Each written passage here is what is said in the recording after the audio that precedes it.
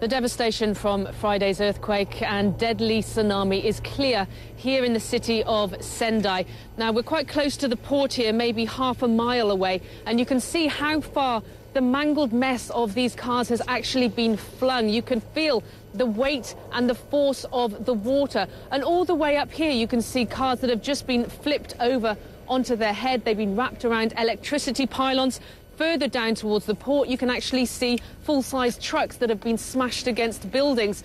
Now, notably, the buildings themselves are still standing, but the devastation is pretty clear to see, and debris all across the tarmac here. Now, the reason we're not going further down into the port itself is because there's been at least 2 tsunami warnings. This is just in the last hour alone. You can see this is obviously from the earthquake itself. There's a lot of cracks in the road around this particular area. Now, people have been streaming away from this area. As I say, there have been 2 more tsunami warnings. Obviously, aftershocks are triggering these warnings. The police are moving people away. They don't want to take any chances.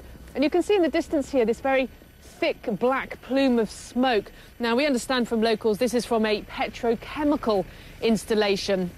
We've been here for maybe an hour, and it does to us look as though it's burning even more ferociously now than when we first got here. And we understand from locals that it's very difficult for the search and rescue teams and the emergency teams to get close enough to that particular incident to even be able to try and put it out.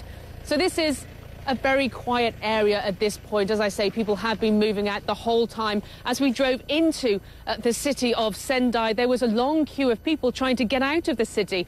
But bizarrely, when you drove through, it didn't feel like very much had changed in the city itself. It seemed normal until you turned a corner, and then you saw 100 cars queuing to get petrol, waiting an hour to just be allowed 10 litres of gasoline. You turned another corner, and then there was 100 people queuing for just the one grocery store in the town that was open. Another corner was turned around, and then you saw another 100 people waiting for a drugstore. There is very little electricity. There's very little mobile connection here, so many people are just trying to get out.